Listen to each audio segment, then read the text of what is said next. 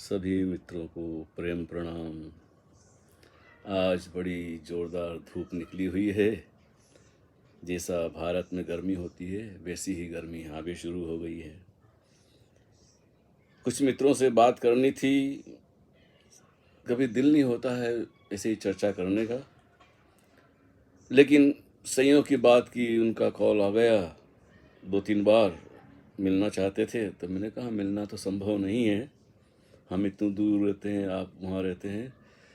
तो 2-4 बातों में ऐसा लगा जैसे मैं अपने आप से ही बात कर रहा हूँ। भाई ओशो प्रेमी जहाँ मिल जाते हैं तो ऐसा लगता है कि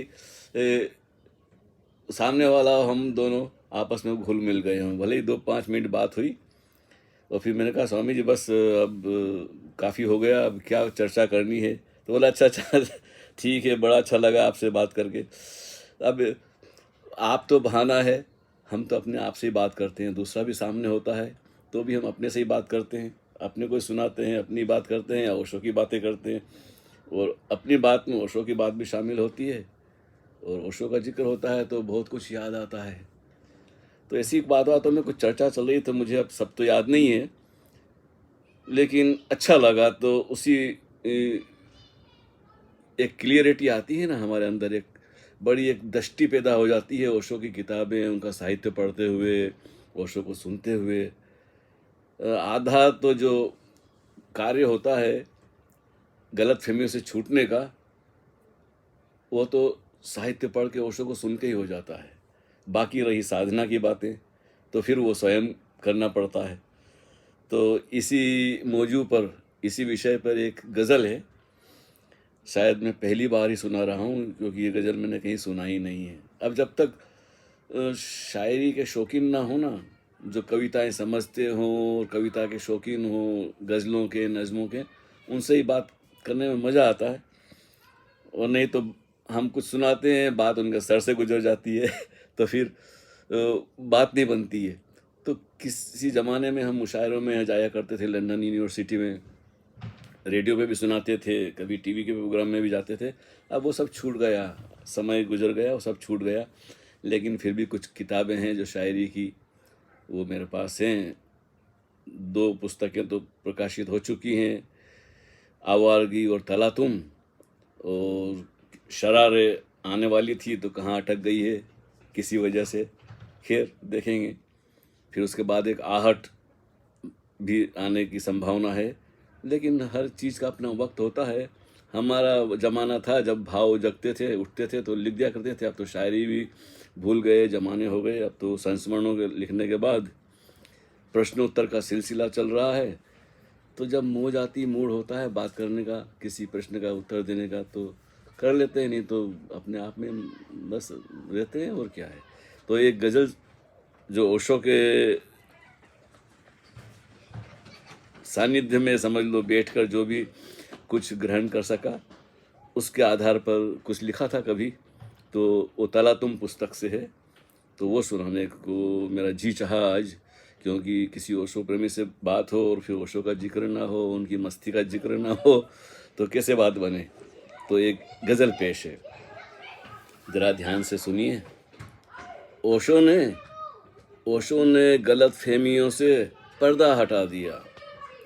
ये जो गलत फहमियाँ हमारे मन में बसी थी ना बरसों से, मंदिर मस्जिद जाना, तीर्थ स्थान जाना, फलाने गुरु के पास जाना, तो कथावाचक सुनना, तो ये क्या बोलते क्रियाकांड करना, सुबह फलाने को प्रसाद चढ़ाना, उसकी आरती में जाना, मतलब सारे धर्म जो तथाकथित धर्म हैं, असली धर्म की बात नहीं कर रहा हूँ, जो क्रियाकांड वाले, मान्यता वाले, जो लोभ और भय के आधार पर आधारित धर्म हैं, जो लोगों को कुछ मांगने में उकसाते हैं, लालच पैदा करते हैं कि वहाँ गए थे। अभी हमारे एक मित्र हैं तो सन्यासी, लेकिन उनके मन में भी पुराने विचार के लोग हैं, तो बात जाती नहीं, तो फलाने के वहाँ जाएंगे तो जो भी चाहते हैं वो सब पूरा हो जाता है। मैं बोला यही तो सदियों से चल रहा है कि आप ऐसा कर लो तो आपकी मन्नत पूरी हो जाएगी, फलाने मंदिर में जाओ, फलानी दरगाह पे जाओ, और कुछ नहीं। तो अब नया दौर शुरू हो गया, हर मंदिर में शिरडी के साईं बाबा को बिठा दिया गया और दूसरे देवी देवताओं को आजू बाजू कर दिया, उनकी गोद में बिठा दिया, किसी को उनके चरणों में बिठा दिया। तो ये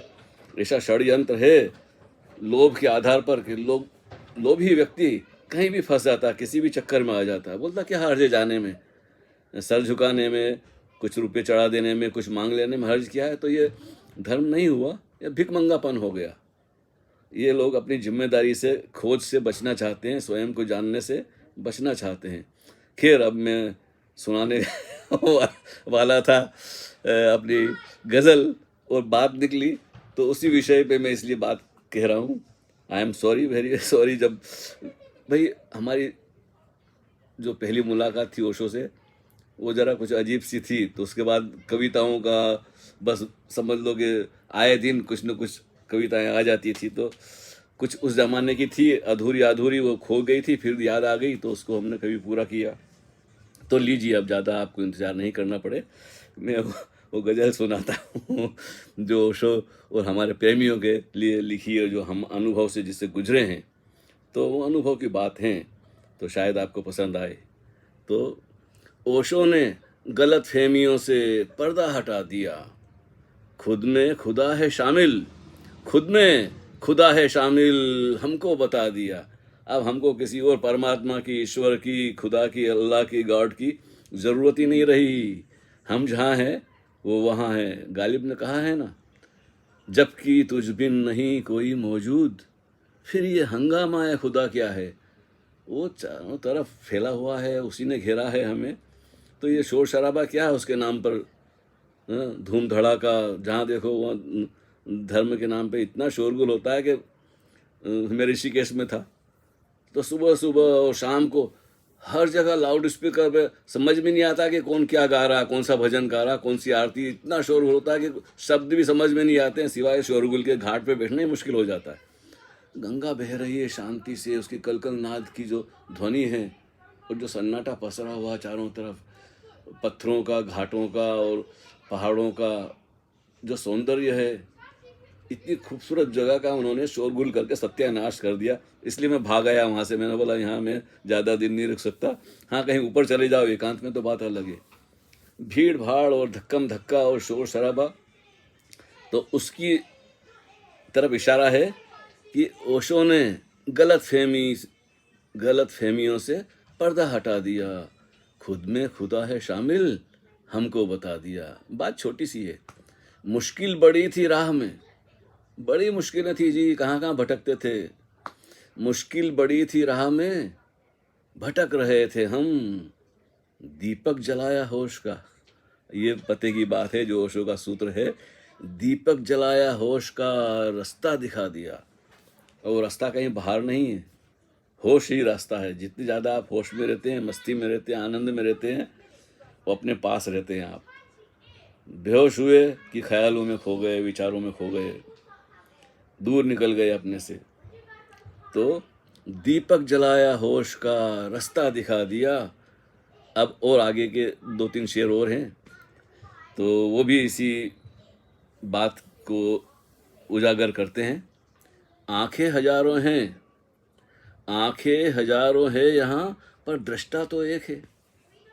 अब ओशो ने तो अपने प्रवचन में हमें समझाया, हम कविता में उसी बात को कह रहे हैं कि आंखें हजारों हैं यहाँ, पर दृष्टा तो एक है। मनुष्य की आंखें ही नहीं है, सभी पशुओं पंछों की जहाँ जहाँ जीवन है और चलता फिरता कहना चाहिए जीव है, उसमें कुत्ते, बिल्ली, गाय, कौवा, गिलहरी, मोर, कोयल, उनकी आंखों देखो, आंखें को देखो जरा सबको, तो जो झांकने वाला है वो तो एक है। तो आंखें हजारों है यहाँ, पर दृष्टा तो एक है। सोए थे गहरी नींद में, सोए थे गहरी नींद में, हमको जगा दिया। जब हम किसी की आंख में गौर से देखते हैं, अपनी आंखों से जो झांक रहा है, जो देख रहा है, उस पर ध्यान जाता है, तो पता चलता है कि ये देखने वाला हमारी पकड़ के बाहर है। ये सतत हमारे पास है, लेकिन हमारा ध्यान उस तरफ जाता ही नहीं है इश्क ही इबादत। अब आगे की बात है कि है इश्क ही इबादत और इश्क ही खुदा है। अब खुदा कोई ऐसा नहीं, कोई अलग थलग है हमसे कहीं और, सातवें आसमान पे या स्वर्ग में, या ये सब बहकाने की, शोषण करने की बातें हैं। ओशो ने हमें उस बारे में चेता दिया कि तुम जहाँ हो, सारा अस्तित्व तुम्हें तुम्हारी तरफ ये सूरज की रोशनी, चांद, सितारे, हवा, पानी, सारा हम में उंडेल रहा है अस्तित्व। तो है इश्क ही इबादत और इश्क ही खुदा है। जहाँ प्रेम भरी नज़र पड़ जाती है वहीं उसका रूप दिखाई देता है। बिना प्रेम के तो पदार्थ है, चाहे चाय की प्याली हो, कुल्हड़ हो, गिलास हो, बर्तन हो, लेकिन प्रेम से देखो तो देखो कितनी अद्भुत कृति सृजन है कि मनुष्य ने अपने लिए बर्तन बनाए तरह तरह के। भोजन का तो स्वाद अनूठा ही है, लेकिन बर्तन अच्छा सुंदर हो सामने तो उसको हाथ लगाने का, उससे उस कप से या उस गिलास से चुस्की लेने का भी मजा आता है। तो सौंदर्य तो प्रकृति में ही नहीं, पदार्थ में भी, हमारे वस्तु बनाई गई चीजों में भी सौंदर्य है। तो इश्क ऐसा नहीं है कि सिर्फ मनुष्य से हो सकता है या प्रकृति से हो सकता है, वस्तुओं के प्रति भी प्रेम से देखो तो ऐसा नहीं लगता है कि उसमें भी जान आ जाती है। हाँ हाँ, कभी ओशो को हमने देखा है, छोटी छोटी सी वो, जैसे किसी का नाम लिखते हैं तो ऐसे पेन उठाते हैं और ऐसे कागज उठा के, वो इतने प्रेम से उनका हाथ ऐसा लगता है कि जैसे सजगता है उसमें, एक एक शब्द को इतने समग्रता से लिखते हैं, फिर उसको जिस ढंग से उसको देते हैं वो कागज, और इतने प्रेम से उसकी आंख में देखते हैं। हाय हाय हाय हाय, बस अब क्या बयान करें उनकी मुद्राओं की, उनसे मिलने की जो क्षण है। तो उसी को देखकर मैंने ये शेर लिखा है कि है इश्क ही इबादत और इश्क ही खुदा है। इसी दीवानगी में हमने सर को झुका दिया। तो ऐसा नहीं कि हम कुछ सोच के गए थे कि उनके चरणों में झुकेंगे, उनकी मौजूदगी, उनकी उपस्थिति, उनका इतना प्रेम से देखना कि वारे न्यारे हो जाते थे। हम अपने आप ही झुक जाते थे, ना मुंह से कुछ शब्द निकलते थे, ना आंखें भर आती थी। अभी उनका स्मरण आते ही ऐसा होता है। तो सोचो इतनी पुरानी बात हो गई है, समय के हिसाब से इतने वर्षों बीत गए हैं, 40-50 बरस बीत गए, 52 वर्ष बीत गए, लेकिन वो उनका स्मरण आते हुए ही शरीर में वही तरंगे दौड़ने लगती है। तो उसी पर मैंने ये शेर लिखा है कि है इश्क ही इबादत। जहाँ दो लोग मिले तो इश्क, जो सोया हुआ था तरंगे, वो जागने लग जाती है, और इश्क ही खुदा है। जो खुद में जो खुदा है उसका एहसास होने लगता है। इसी दीवानगी में हमने सर को झुका दिया। और एक शेर और है, ओशो तेरे मेखाने में हर रिंद झूमता है। अब हम जब भी यहाँ मैं वीडियो देखता हूँ ध्यान केंद्रों के, जहाँ जहाँ लोग नाच रहे हैं, गा रहे हैं, मस्ती में डोल रहे हैं, उनके चेहरे पे कैसी आभा है, कैसी ताजगी है, कैसी मस्ती है, कोई सी गंभीरता का रोग नहीं है किसी में। तो ओशो ने अपने हर ध्यान की विधि में नृत्य को जोड़ दिया है, संगीत को जोड़ दिया है। खैर बहुत सा संगीत मुझे पसंद नहीं है, मैं पुराने ज़माने का व्यक्ति हूँ, लेकिन हाँ अच्छा संगीत हो, मधुर, बांसुरी का हो, वीणा का हो, सारंगी का हो, शहनाई हो, और सितार हो, तबला, ढोलक। आजकल का शोरगुल तो मैं बिल्कुल पसंद नहीं करता, चाहे वो ओशो के सेंटरों में होता है तो भी भाई मैं बाहर निकल जाता हूँ। जो दिल को ना छुए वो तो भी शोर शराबा है। तो आगे का जो शेर मैंने अभी अधूरा सुनाया है, ओशो तेरे मेखाने में हर रिंद झूमता है, हमको बातों बातों में ये क्या पिला दिया। अब देखो ओशो ने बात करते करते करते हमको क्या पिला दिया है कि जैसे याद आती है तो एक मस्ती सी आ जाती है, साथ साथ यादों के साथ भी। तो सदगुरु का, बुद्ध पुरुष का स्मरण भी बड़ी बात है, स्मरण का बड़ा योगदान है। भक्तों ने तो अपने सदगुरु को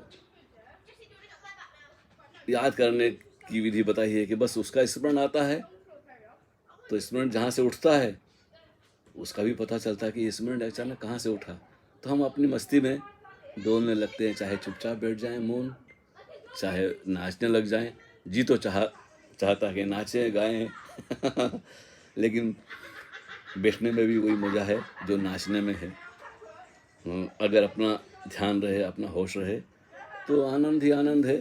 लीजिए, सुनाना था एक शायरी, एक गज़ल, और अभी देखता हूँ इसमें कि भी 15 मिनट होने वाले हैं। थोड़ी सी बात में ना तो किसी प्रश्न का उत्तर दिया, ना कुछ किया, ओशो की बात कही है, तो फिर ये बात आखिरी करके बात पूरी करते हैं। ओशो तेरे में खाने में हर रिंद झूमता है, हमको बातों बातों में, हमको बातों बातों में ये क्या पिला दिया। बस उसी का नाम है शिष्यत्व, कि ओशो की बात से भी हमारे अंदर एक जीवंतता, एक उमंग, एक तरंग आ जाती है और एक मौन उतरने लगता है कि ये क्या है जो हम में बोलता है, उठता है, बैठता है, देखता है, सुनता है, सोता है, जागता है। वही है जो हमको ओशो ने पिलाया है। उसकी तरफ नज़र उठ जाए तो यात्रा सफल हुई। हरि ओम तत्सत।